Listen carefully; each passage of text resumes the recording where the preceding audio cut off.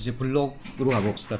블록은 앞에 얘기했지만 도로로 잘리고 남은 어떤 연속적인 땅덩어리, 그걸 이제 블록이라고 얘기한다는 것이죠. 그런데 도로의 위계라는 개념이 나타나고 난 후부터, 특별히 자동차 전용 도로가 생겨나고 난 후부터 자동차에 의해서 잘려지느냐 그렇지 않냐에 따라서 이제 큰 블록과 작은 블록으로 나누기 시작했어요. 그래서 여러분들이 블록의 크기는 그럼 우리가 어떤 식으로 설정해야 되느냐, 상식적으로 판단하면 돼요. 예를 들어서 주거 용도다. 주거 용도들은 블록이 커야 될까 작아야 될까. 자, 보면 블록이 좀 커서 자동차가 침입하지 못하고 요 안에서 어떻게 됩니까? 근린공원도 있고 뭐 초등학교도 있고 뭐 녹도도 있고 이런 식으로 해서 자동차가 통과하지 않음으로써 좀 큰 블록을 정온하게 좀 주거 환경으로 유지할 필요가 있겠죠. 그래서 주거용 블록은 꼭 그런 것만 아니에요. 꼭 그런 것만 아니지만 일반적으로 조금 더 크게 하는 것들이 낫다. 하지만 집들은 그렇게 큰 건물이 아니죠. 집이라는 것들은 요 안에 있는 랏들은 집 하나가 지어지는 요런 어떤 땅덩어리를 얘기해요. 요 랏 자체는 작겠죠. 굉장히 작은 랏들이 요 안에 이렇게 들어있는 거예요. 이런 식으로 요렇게. 그래서 with small 랏이라고 하는 거고.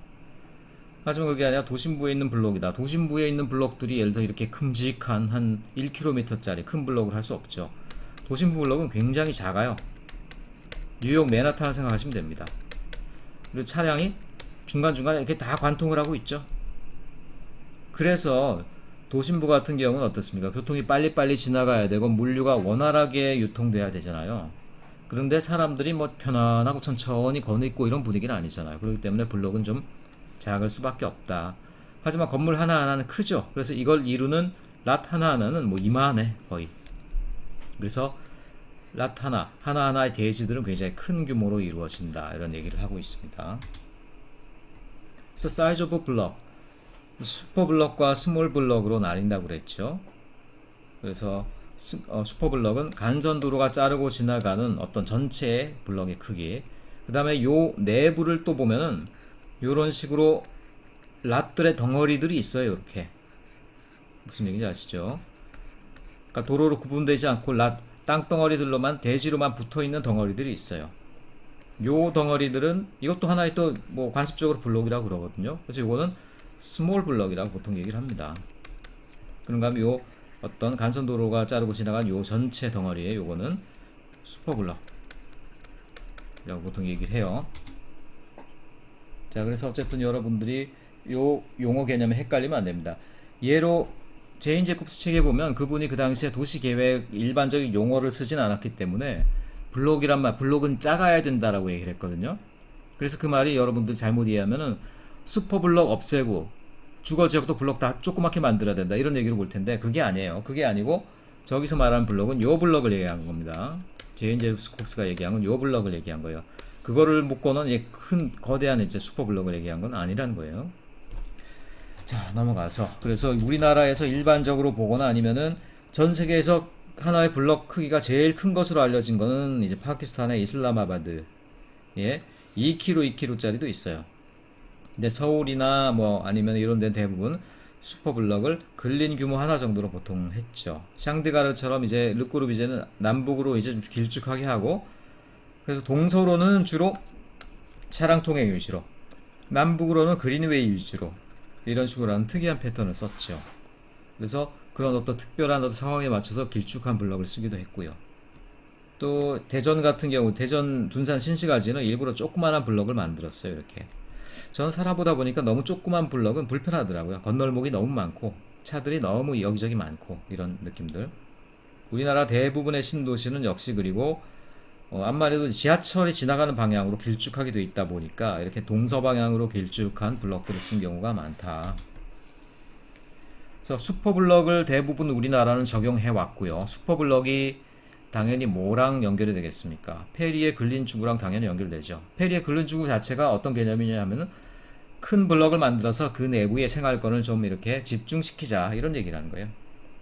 그래서 당연히 슈퍼블럭과 네이버훗 모델이 연결될 수밖에 없겠죠. 그래서 그 네이버훗 모델이 영국의 신도시에도 여러 형태로 변형돼서 여기 보면은 페리는 이 슈퍼블럭을 두고 가운데 핵을 두자 이런 식으로 설계를 했는데 햇필드, 영국의 일기 신도시라고 볼 수 있어요. 여기 보면 그런데 핵이 한쪽에 있고 나머지 것들이 이렇게 방사형으로 분포해 있는 이런 패턴을 하고 있죠. 조금 형태적인 특성이 변한 거라는 거예요. 그리고 이제 1920년대 후반 이렇게 가면 이제 미국의 레드번 시티가 나오는데 이게 한 근린입니다. 그래서 보면 그냥 도로로 자르고 지나간 것 같은데 라고 보겠지만 그게 아니에요. 여기 보면 요만큼이 일종의 이 마을의 중심을 이루는 녹색 공간입니다. 이걸 따라서 학교라든가 아니면 뭐 교회라든가 이런 것들이 딱 붙어 있어요. 그럼 이런 것들이 그럼 왜 연속적인 보행이 가능하느냐? 자, 보면은 자세히 보면 알겠지만은 도로가 가다가 어떻게 됩니까? 컬드삭 패턴이에요. 들어가가지고 돌아서 다시 나옵니다. 뚫고 가진 못해요. 그러니까 뒷동산은 어떻게 됩니까? 보행자 전용 공간으로 우리가 보존을 할 수 있는 것이죠. 그래서 이런 데다가 초등학교도 두고 마을 회당도 두고 애들이 여기서 뛰놀게 하고 어린이 놀이터도 두고 그러면 어떻게 됩니까? 완전히 차량의 세계랑 보행의 세계가 구분되게 돼 있죠. 그래서 마을의 중심부를 오히려 이 보행의 세계로 놔두고 거기를 어쩔 수 없이 지나가야 할 때는 어떻게 됩니까? 지하로 통과하게 지하로. 그러면 이 마을의 중심부는 온전하게 보행 공간으로 딱 유지가 되겠죠. 그게 바로 레드번 입체 교차하고 컬레삭을 이용해서 마을의 중심부를 녹지 그린웨이로 이렇게 보존한 것들, 그게 이제 레드번 시티의 접근이었어요. 바실돈, 영국의 이제 역시 일기 신도시 중에 하나죠. 바실돈 같은 경우는 좀 이제 근린의 패턴을 이렇게 좀 뭐랄까 클러스터링, 하나의 근린이라고 해서 사람들이 몽창 몰려서 사는 게 아니야. 어떻게 해요? 그럼 이런 몇 개 이제 다양한 클러스터로 이렇게 구분을 한 거죠. 그러니까 동네 내에 조그만 소동네들이 여러 개가 또 분포해 있게 하는 그런 패턴을 취했다. 브라질리아 같은 경우도 전체 하나의 이제 근린 단위로 엄격하게 설계를 했고요. 근데 특이하게 그 근린 내부에 다 아파트인데요. 아파트가 하나의 동선을 따라서 쭉 배치가 되는 그런 형태로 이제 근린 형태를 만들었더라라는 거예요. 우리나라의 사례들이 쭉 나오고 있습니다. 우리나라 신시가지들은 무조건 근린 패턴이었어요. 근린 슈퍼블럭 패턴이었는데 조금 형태는 그때그때마다 다릅니다. 자, 지금 반포는 이제 재건축되면서 엄청 비싼 동네가 돼버렸죠. 이때도 비쌌지만 이때보다 훨씬 더 비싼 동네가 돼버렸어요. 처음에 만들어질 때 여러분 아파트가 3층, 5층, 6층이었어요. 근데 지금 이런 것들이 2, 30층으로 커졌으니까 얼마나 많은 또 개발이 이루어졌습니까? 어쨌든 여기도 보면은 자, 가운데 상가를 두고 상가 따라가는 이런 마을 중심부에, 그러니까 단지 중심부에 이렇게 선형 상업축을 두고 이런 형태로 해서 전체가 하나 이제 근린이 되도록 이렇게 패턴을 만들었다, 이런 얘기들. 자, 잠시 근린 패턴이겠죠. 그러니까 근린 주거 패턴을 거의 교과서적으로 갖고 왔는데 문제는 뭐냐? 교과서를 갖고 오긴 했는데 교과서의 가장 중요한 부분은 정작 딴 거를 써버렸어. 그러니까 정답이 아닌 거죠. 뭐냐? 페리의 근린 주거가 뭐를 위한 패턴이라고 그랬어요? 아파트를 위한 패턴이었을까? 아니에요. 미국의 교외 지역이 집들이 너무너무 멀리 퍼져나가고 아무런 중심도 없고 마을 개념도 없고 하니까 자, 마을 단위로 조금 집들을 뭉치자 하는 그런 어떤 개념이었더라는 거예요. 근데 아파트는 뭐야? 한 동 자체에 뭐 몇천 명이 살 수도 있는데 어떤 경우에는. 그러니까 단독주택을 위한 개념들이, 교외 개발을 위한 개념들이 근린주거인데 아파트를 근린주거 형태로 만들면은 이거는 또 뭐냐는 거지. 사실 르꼬르비제가 아파트, 현대의 아파트 양식을 제안했을 때 르꼬르비제는 아파트를 또 이런 식으로 필로티로 이렇게 떠있는 아파트를 이렇게 만들었죠. 이 아파트 한 동을 갖다가 제안해 놓고 얘를 뭐라고 그랬어요? 그 르꼬르비제가 현대의 근린주거다라고 그랬어요. 현대의 수직적인 근린주거다라고 그랬어요. 무슨 얘기입니까? 아파트 한 동 자체가 하나의 마을이라는 거야. 그래서 중간층 정도를 가면요, 일종의 공원에 해당하는 마을 공동시설이 또 있어요. 이렇게. 그러니까 상하로 이어지는 하나의 근린주거라는 얘기죠. 근데 페리의 근린주거는 뭐예요? 수평으로 분포한 하나의 근린주거라는 얘기예요. 근데 우리나라는 희한하게 자, 개념을 클라렌스 페리의 근린주거를 받아들이면서 하나하나의 주택 유형을 또 아파트로 갖고 왔다. 르꼬르비지안 아이디어를. 그럼 뭡니까? 두 개가 합쳐버린 거죠. 합쳐버렸는데 문제는 뭐냐면 이렇게 되면 인구 밀도가 너무 높아지고 아파트란 생활 양식 자체가 마을 중심부에 모여서 단란하게 뭘 하고 이런 문화가 안 된다라는 것이지. 그래서 뭡니까? 결과적으로 제가 봤을 때는 실패해요. 르꼬르비제도 무시했고 클라렌스 페리도 무시한, 어떻게 보면 좀 잘못된, 교과서를 잘못 이해한 어떤 그런 계획이 아니었나, 이런 생각이 지금 와서는 할 수 있겠죠. 지금 와서는 개포동 같은 경우는 조금 이제 고층이 등장하고 근린주구의 형태를 좀 다양하게 하는 유형들이 있었고요. 과천은 좀 일부 단독주택 지역하고 연립주택을 넣으면서 다양한 형태의 이제 근린을 가져왔다. 자, 그 다음에는 이제 오픈 스페이스, 녹지에 대한 체계로 넘어가 보겠습니다. 녹지의 체계. 녹지는 우리가 볼 때는 그냥 다 녹지고 다 공원이고 그런데 법적으로 굉장히 다양한 유형들이 정해져 있어요. 공원이라고 되어 있는 것들이 있고요. 녹지가 또 따로 있습니다. 공원하고 녹지의 차이는 뭐냐? 글쎄요. 다 녹은 녹인데 공원은 좀 더 사람들이 이용할 만한 시설들이 있는 것들이죠. 뭐 묘지공원, 운동공원, 체육공원 이런 것들 어떤 특정한 목적이 있어요. 녹지는 목적이 따로 정해져 있지 않아요. 녹지 내에도 물론 사람들이 산책하고 그런 길들 없지 않습니다. 하지만 녹지에 어떤 특별한 기능이 부여되어 있진 않아요. 공원처럼. 근데 공원은 근린공원, 뭐 어린이공원, 묘지공원, 체육공원 뭐 등등 여러 가지 목적이 정해져 있다는 얘기죠. 그래서 그런 부분을 여러분이 이해를 하면 되겠고요. 그 다음에 광장이란 것도 있고요. 광장, 교통광장, 일반광장 등등이 있고 공공공지라는 것도 있고 공개공지라는 것들이 있습니다. 공공공지는 뭐 법적으로 용어는 해설이 긴데 공공시설로서 공지를 만들어 놓은 것. 그러니까 광장하고 뭐 큰 차이가 없어요. 근데 공개공지는 원래는 공공이 아니에요. 대기업 본사 건물이다. 이렇게 단지가 있다. 근데 요 앞마당을 어떻게 돼? 무슨 휴게시설 조각작품 놓고 벤치 놓고 이렇게 막 해놓은 거 보죠. 그래서 사람들이 가다가 조금 쉴 수 있게 해놨죠. 이런 것들이 뭐냐면 이런 것들이 공개공지예요. 내 땅인데 시민들에게 개방한다라는 개념이야. 원래는 사적인 소유인데 개방한다 이런 개념입니다. 이건 원래부터 공공이고요. 이건 원래는 사적 영역인데 개방한다. 이런 차이가 있다라는 거 여러분 알아두시면 되겠습니다. 넘어갑시다. 그래서 Park and Green Area Design 얘기가 나오는데요. 역시 여기에서도 역시 여러분들이 중요하게 생각해야 될 것들은 이것도 하이어라키컬 시스템이다. 왜냐? 공원이라는 것도요. 큼직한 덩어리로 있으면 사람들의 활동 단위가 달라져. 예를 들어서 축구 하나를 할 수 있는 뭐 축구라고 그러니까 너무 아저씨들의 어떤 내용인 것 같은데 큼직한 공원이 있으면 어떻게 됩니까? 가족들이 시간을 두고 야유회를 나올 수 있고 캠핑을 할 수 있는 장소가 되죠. 그렇죠? 근데 소소한 어떤 동네 근린 공원에 가보면 어떻게 됩니까? 거기서 여러분들 뭐 캠핑하고 그럴 수 없죠. 동네 아저씨들 와서 담배 피우고 있고 청소년들이 와가지고 뭐 거기서 연애하고 있고 막 그렇잖아. 조금 솔직히 자잘한 공원들. 공원의 크기에 따라서 할 수 있는 행태의 유형이 완전 달라져요. 그렇기 때문에 공원도 하이어라키컬 패턴입니다. 큰 공원과 작은 공원이 등위가 다 있어요. 그리고 공원들은 특별히 어떤 기능들이 주어져야 된다. 그리고 공원들은 최근에 와서는 그린 코리도로 자 공원이 있고 여기 공원이 있고 여기 공원이 있다. 따로따로 알아 사용한다. 따로따로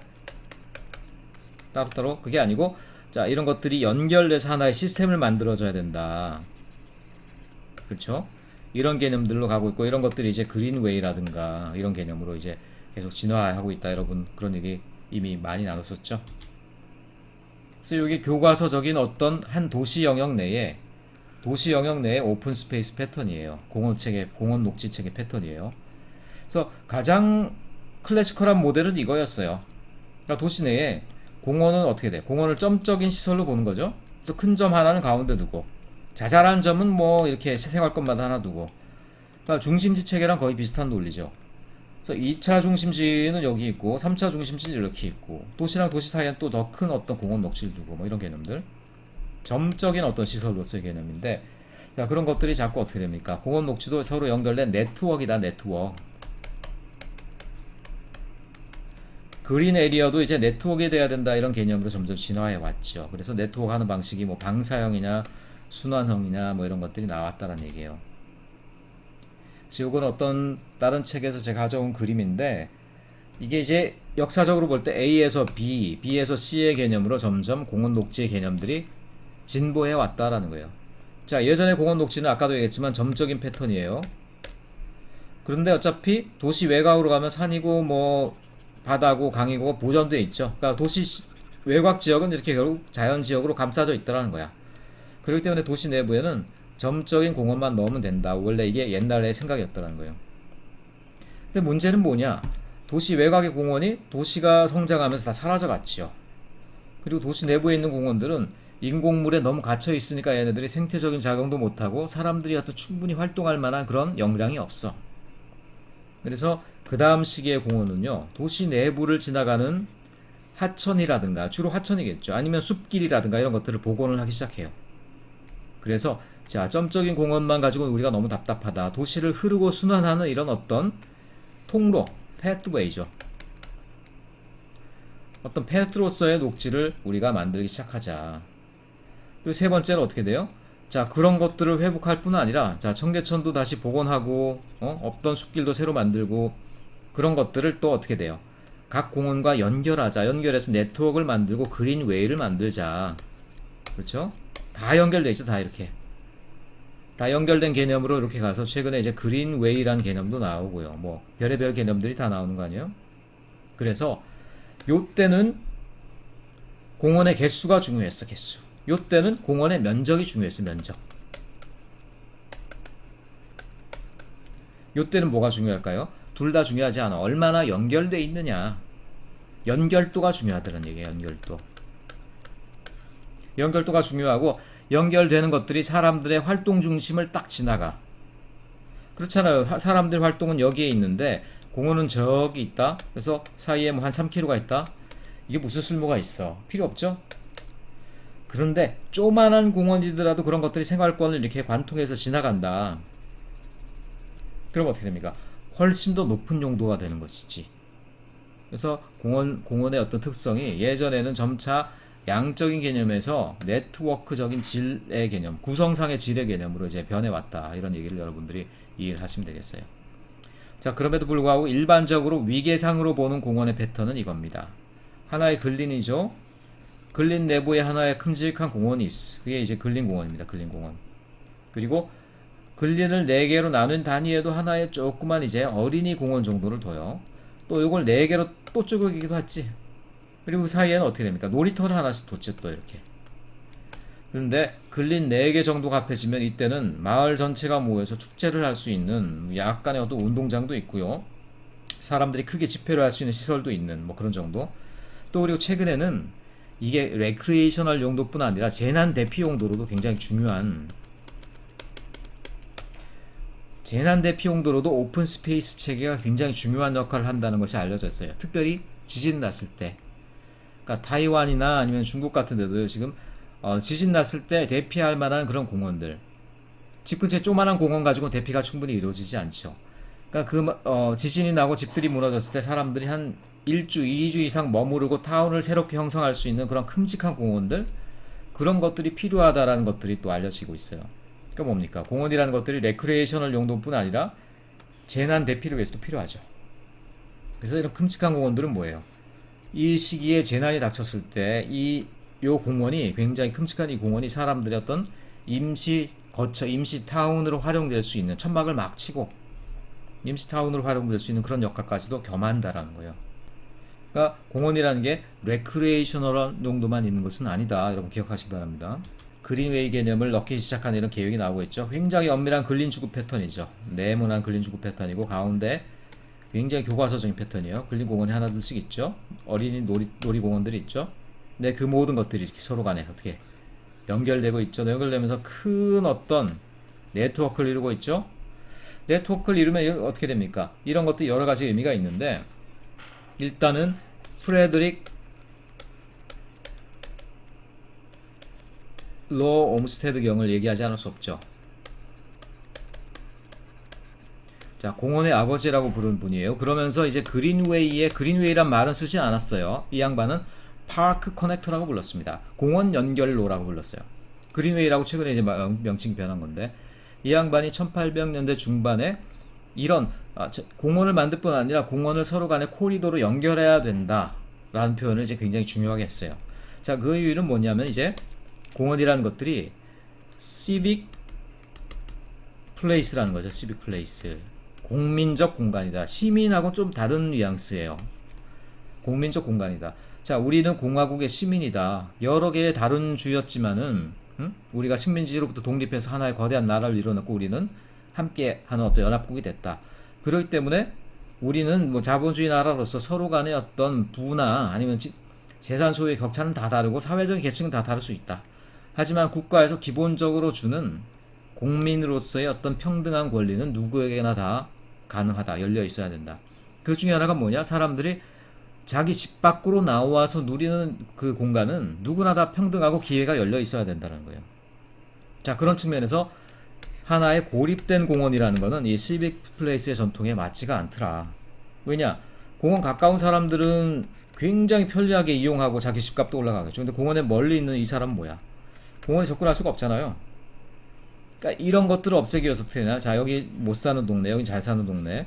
상관없이 어떻게 됩니까? 공원과 공원이 하나의 파크 커넥터로서 다 연결시킨다는 거야. 이렇게 다 연결되더라는 거예요. 이렇게 연결되고 지나가고 어떻게 돼요? 결국 모든 사람들이 도시를 평등하게 누릴 수 있게 해야 된다. 그래서 우리는 집은 비록 자기의 계층을 반영할지라도 집 밖으로 나오면 누구나 밝은 햇살, 넓은 녹지를 누리면서 우리가 한 공화국의 시민임을 공감할 수 있어야 된다. 그래서 그 공원으로 나오면 우리는 계층도 없고 흑백 인종도 없고 모든 사람들이 이제 화합할 수 있는 기반을 이렇게 거기서 만들어야 된다. 이런 개념들이 이제 시빅 플레이스의 전통이라는 거예요. 자, 요 시빅 플레이스 전통이 또 우리 도시 계획의 가장 중요한 어떤 뭐랄까 기둥 중에 하나죠. 그러니까 공익 공간, 공공 공간이 있어서 그걸 통해서 우리는 시민들의 이익을 극대화할 수 있어야 된다. 특별히 계층적으로 낮은 사람 같은 경우에도 그들의 경우에도 도시의 어떤 공공 공간들, 공공적인 서비스는 충분히 활용할 수 있게 해 주어야 된다는 것들. 그게 바로 시빅 플레이스의 전통이면서 도시 계획의 또 주춧돌 중에 하나예요. 그런 것들이 이제 프레드릭 로 옴스테드에서부터 이제 강조되기 시작했다. 특별히 그 철학을 이어받은 것들이 그린웨이라는 거예요. 그린웨이. 그래서 그린웨이라는 게 그냥 대충 나무 많이 심는다고 그린웨이가 아니고 그 뒤에 배경에 있는 그 계획 철학을 여러분들이 읽을 수 있어야 되는 거죠. 그래서 그 철학을 봤을 때 그럼 그린웨이 노선이 어떤 형태로 어떤 네트워크로 설계되어야 될 것인가 그런 것들을 우리가 판단할 수 있어야지 진정한 계획까지 계획가가 그냥 그림만 그린다고 계획가는 아니다. 그 배경에 있는 이런 철학들을 여러분들이 읽을 수가 있어야 되겠다는 것이에요. 어쨌든 자 공원이 하나의 연결된 네트워크가 될 수밖에 없었던 이유에는 이런 어떤 개념들과 철학들이 자리 잡고 있다.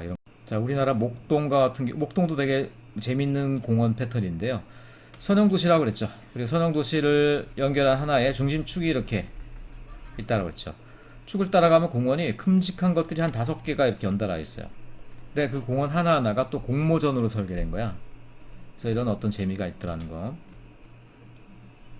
자 그리고 공원 녹지가 이제 패턴화되고 있고 네트워크화되고 있고 그린웨이가 되고 있다라는 개념은 자 1기 신도시하고 2기 신도시만 딱 비교해봐도 여러분들이 알 수가 있죠. 자 처음 두 개를 딱 보니까 어떻게 돼요? 굉장히 경직적인 블록 패턴이 나타날 수밖에 없죠. 일부 뭐 이런 어떤 녹지 패턴이 보이긴 보여요. 그런데 기본적으로 점적인 패턴이죠. 다 점적인 패턴이죠. 연결은 돼 있다라고 하지만 가다 보면 찻길로 끊기고 있죠. 자, 큰 녹지를 두고 있지만 얘가 이렇게 중앙으로 이렇게 중앙에서 외곽으로 연결되거나 이런 거 잘 없죠. 근데 파주 운정 보세요. 가장 중심적인 블록인데 여기에 녹지가 이만큼이나 들어가 있어. 거의 산 하나를 그대로 놔두고 있죠. 그리고 산으로부터 외곽으로 이렇게 사방으로 이렇게 그냥 그린웨이가 이미 뻗어나가고 있죠. 자, 요걸 그대로 놔두고 거기다가 이제 블럭들을 집어넣었다는 거예요. 이런 식으로. 어떻게 됩니까? 간선도로 이전에 공원 녹지가 먼저 그린웨이로 딱 자리 잡고 있죠. 말하자면 그린 시스템이 먼저 도시계획을 하기 전에 먼저 기본적인 요소로서 받아들여진 거라는 거예요. 마찬가지입니다. 동탄 신도시 같은 경우도 마찬가지예요. 한가운데 있는 반석산을 그대로 놔두고 상업지역이 산 밑에 이렇게 자리 잡고 있더란 얘기야. 자, 그걸 중심으로 십자축으로 크게 연결돼요. 물론 여기 삼성 단지 때문에 끊겨지긴 했는데 십자축으로 그린웨이가 이미 자리 잡고 있어요. 그리고 그 사이에 또 공원이 크게 자리 잡고 있어요. 뭡니까? 도시 전체를 4개의 권역으로 구분하는 것들이 간선도로가 아니라 녹지 체계 시스템이었다라는 것이죠. 자, 그 다음에 녹지로 넘어가 보겠습니다. 녹지의 법적인 기준인데요. 뭐 경관 녹지, 완충 녹지, 시설 녹지라는 게 있어요. 크게 중요한 게 아니고요. 이거는 이제 도시 내부에서 우리가 실제로 레크레이셔널한 그런 녹지고요. 완충 녹지는 공업시설이나 교통시설과 구분하기 위한, 시설 녹지는 주로 이제 어떤 거대한 교통시설들이 있죠. 그거랑 도시지역을 구분하기 위한 뭐 그런 용도로 쓰이고 있는 녹지들이다. 이렇게 얘기를 하고 있어요. 마지막으로 이제 도시계획 시설에 대해서 보도록 하겠습니다. 도시계획 시설. 요거는 이제 점적인 시설들이죠. 그래서 법에서 도시계획 시설이다라고 그러면 우리가 볼 때 자, 도로, 상하수도 뭐 나오는데 사실상 모든 것들이 다 도시계획 시설이에요. 모든 것들이 도시계획 시설이다. 다만 이 시설이 어떤 곳에 어떤 만큼의 규모로 진입돼야 되느냐, 놓여져야 되느냐라는 것들이 이제 계획가들이 굉장히 중요하게 생각하는 요인들이죠. 그래서 그러기 위해서는 먼저 여러분들이 각 시설의 특성을 이해를 해야 돼요.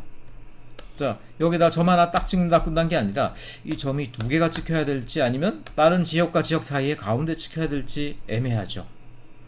이런 것들 위해서 우리가 중심지 이론이나 이미 아니면 생활권 계획 이론에서 먼저 봤지만은 모든 시설들이 사람이 거리에 대한 민감도가 다르다라는 거예요. 무슨 얘기냐? 예를 들어서 버스 정류장을 한번 봅시다. 사람들의 만족률이에요. 버스 정거장은 집 가까이 있으면 100% 만족이야. 그런데 어떻게 돼요? 한 2km 거의 떨어지니까 만족도가 벌써 빵에 가깝게 나오죠. 무슨 얘기입니까? 예를 들어서 구멍가게로 쳐봐요. 구멍가게가 예를 들어서 여러분들이 집으로부터 한 3km 떨어져 있다. 그럼 여러분이 거기에 갈 확률이 있겠어요? 없겠어요? 아마 빵프로일 거예요. 빵프로. 근데 한 반경 10m 내에 있다. 거의 90%. 한 뭐 100m 정도에 있다. 그럼 한 뭐 60%. 말하자면 거리에 따라서 이용도가 급격히 떨어지는 놈들이 있더라는 얘기예요. 말하자면 집 가까이 있어야 되는 놈들이야. 그런 애들은 뭐라고 그랬어요? 위계가 낮은 시설이다. 그런 애들은 근린에도 여러 개가 흩뿌려져 있어야 되겠죠. 여러 사람을 가까운 데서 서빙하기 위해서. 근데 예를 들어서 병원으로 가볼까요? 병원은 이렇게 곡선이 완만하게 나타나.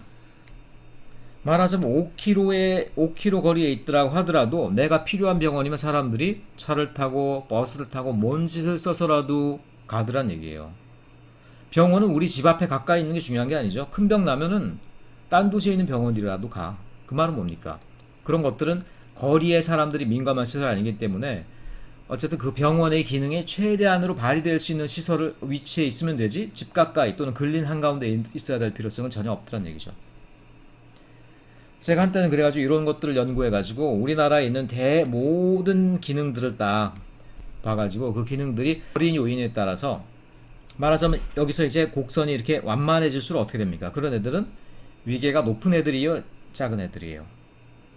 위계가 높은 애들입니다. 사람들이 멀리 있다고 하더라도 그 거리를 무릅쓰고 가야 되는 시설이기 때문에 중심적인 시설이에요. 그리고 굉장히 고차원의 시설입니다. 그래서 도시계획 시설은 사실은 저차원의 시설에서 고차원의 시설까지 쭉 이렇게 한번 랭킹을 매길 수가 있어요. 제가 한번 그런 작업을 해봤어요. 그래서 자, 그러면 우리나라에 있는 모든 뭐 몇천 개의 도시 기능 중에 가장 그럼 여러분 고차위 기능은 뭘까? 사람들이 다른 말로 하자면은 거리를 마다 않고 가고 싶어 하는 시설들이 있어요. 아무리 멀리 있어도 나는 일단 필요하면 가게 되는 시설이 있어요. 뭐가 될까? 자, 여기 병원도 있죠? 병원도 있지만 특별히 종합병원이 그런 역할을 하죠. 상업 기능들 중에는 뭐가 그런 게 있을까? 제가 측정하기로는요, 자동차 판매업이 이제 그 역할을 가장 이제 고차의 상업 기능인 걸로 나타났어요. 한마디로 뭐냐? 좋은 차를 사기 위해서 좋은 딜러를 만나서 차를 사려면 차를 일정히 몇 개나 사겠어요. 그러니까 뭐 사우디 갑부 아니고서는 몇 개 안 샀잖아요. 그러면은 굉장히 중요한 선택 품목이잖아요. 그런 경우 심지어 어떻게 됩니까? 서울에서 부산도 가요. 심지어는 좋은 차 사려면은 거리가 거의 민감하지 않다는 얘기죠. 거리에. 그런 기능들은 어떻게 됩니까? 되도록이면은 고차 기능들이고 굉장히 중심적인 땅에 위치할 확률이 크다는 얘기예요. 자, 그래서 그런 것들을 우리가 감안해서 시설을 배치해야 되지 어떻게 됩니까? 고차의 기능들을 마을에다 막 박아 놓을 수는 없죠. 저차의 기능인데 중심지에다 하나만 놓을 수는 없죠. 그런 것들을 여러분들이 파악해서 우리가 도시계획시설을 놔야 된다라는 거고, 이미 이런 것들이 어느 정도는 법규에서 제가 볼 땐 이런 것들도 아직 좀 문제가 많은 기준들이긴 한데 어쨌든 그런데 국토교통부나 아니면은 LH공사 이런 데서 미리 만들어 놓은 시설 배치 기준들이 있기 때문에 이런 것들을 여러분들이 우선적으로는 이용하면 되겠다라는 것들이에요. 도시계획 시설에 이제 법적 유형 구분만 간단하게 할 텐데 저는 이 유형 구분을 굉장히 싫어해요. 왜냐하면 유형 구분들이 잘못됐어. 말이 좀 이상해. 간단하게 살펴볼까요? 뭐 주변 의존형이라는 게 있고요. 이거는 광역적으로 이루어진 시설을 얘기하고 있고, 지역 연결형, 지역과 지역을 연결하는 거니까 뭐 도로죠 대부분. 기능의 지역 연결형이라고 있는데 이거는 뭐냐? 이것도 연결하는 건 맞는데 또 다른 어떤 광역적인 지역과 연결하기 위한 뭐 정거장, 항만 이런 거다라는 얘기예요. 이건 뭐 외우는 수밖에 없지 이 말만 들어가지고는 어떤 내용인지 이제 이해하기 쉽지 않죠. 입지 제한형은 이른바 님비, not in my backyard죠. not in my backyard. 그러니까 핵처리 시설 하니까 무섭다 야. 쓰레기 처리 시설 이런 것들. 입지의 제한형. 그러니까 입지를 갖다가 거부하는 어떤 여러 가지 환경들이 많을 수 있는 것들. 그 다음에 기반 규모 의존형. 주변의 인구가 어느 정도 받쳐줘야지만 들어서는 시설이 있어요. 예를 들어서 종합병원, 예를 들어서 사회복지시설. 사회복지시설은 주변에 노인이라든가 아니면은 어떤 저소득계층이라든가 그 분포가 있어야지 갑자기 부자 동네 한가운데다 사회복지시설을 놓고 그러면 안 되겠죠? 그러니까 그런 것들을 이제 기반 규모 의존형이다라고 그러는데 제가 볼 땐 이 구분이 되게 불명확해요. 그래서 이게 여기서 시험이 나버리면 사람들이 굉장히 많이 틀리더라고. 어쨌든 그런 것들이 도시계획시설의 유형 구분이었다라는 거고요. 어쨌든 총 53개가 있다. 그리고 도시계획시설 외에도 또 공공시설과 광역시설이라는 개념도 있다. 이런 것들을 나중에 이제 여러분들이 법규에서 한번 살펴보게 될 겁니다. 도시 형태를 이루는 요소들, 자, 선적인 요소들, 면적적인 요소들, 그 다음에 이제 점적인 요소들 세 개로 나눠서 그거에 따른 뭐 계획적인 특성, 정책적인 특성, 법적인 특성 이런 것들을 좀 두서없이 백과사전식으로 한번 살펴봤습니다. 수고하셨습니다.